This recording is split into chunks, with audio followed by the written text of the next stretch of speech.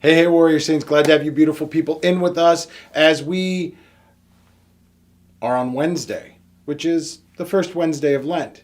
It's not Ash Wednesday in the Orthodox Church. It's just the first Wednesday of Lent. And it's a beautiful day. And I'm always reminded on the first Wednesday of Lent that yesterday should have been Fat Tuesday for us, right? If we're going to do that, that's where you go out and you get it all out of your system before you go and you start fasting.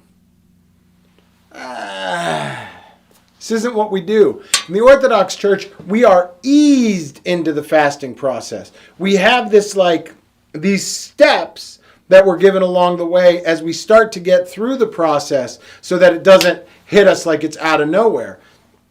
Because, as Father Chris talked about yesterday, we're not really supposed to show everyone that we're fasting. We're not supposed to make these massive declarations. I went to a Catholic college, and I remember when, one of my fraternity brothers was using Lent as an opportunity to lose weight, so he decided he wasn't going to drink. And anytime we would go out and have things like fraternity parties, which we're doing in the middle of the Lent, so there's that rub to begin with, he would tell everyone, oh, no, I'm not drinking, I'm fasting. Why are you at the party? Why are you still doing that stuff? Right? It just became an opportunity for him to declare to the world that he's fasting. I did the same thing, right? In college, I was in charge of alumni relations for our fraternity. And it became an opportunity as we were having a Founders Day dinner in the middle of April for me to say, well, I'm Orthodox and we're fasting.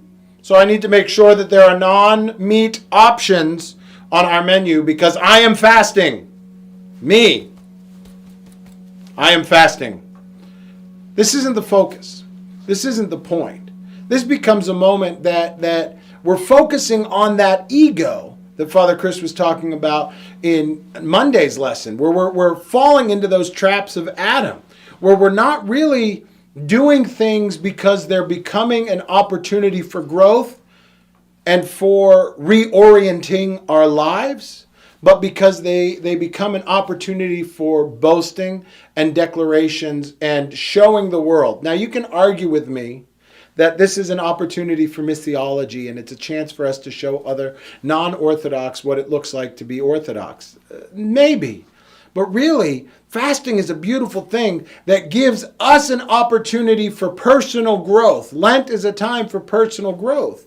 These declarations of fasting are not opportunities for personal growth. And we see that in the Sermon on the Mount, in Matthew chapter 6. Christ says the following, when you do fast, do not look dismal like the hypocrites, for they disfigure their faces that their fasting may be seen by men. Truly I say to you, they have received their reward. When you fast, anoint your head, wash your face, that your fasting may not be seen by men, but by your Father who is in secret. And your Father who sees in secret will reward you. This idea of what we're doing when we're fasting is that if you want that outward reward of someone patting you on the back and saying, good job, when they ask you, do you fast, bro? They just pat you. Good job, you fast. Like, great work. That's your reward. That's the whole reward you're going to get. But if you're using and reorienting your life in Lent, and using Lent as the opportunity for that reorientation, that growth, then your fasting, the reward is that fasting becomes an opportunity for that growth. Fasting becomes a beautiful opportunity for you to see the world differently, for you to actually live that life that is crucifixional living, for you to become and continue to grow as a warrior saint.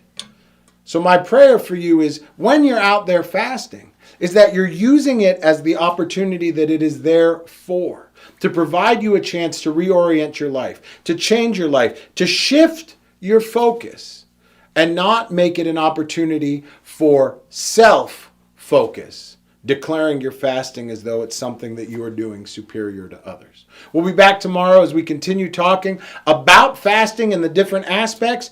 And until we see you then, visit us at warriorsaints.org so you can get more on how to live this crucifixional life. Maybe that can be something that you're doing during Lent, that you're watching these Understanding the Bible videos so that you understand what God's Word is for you, so that your reorientation is focused on living God's Word.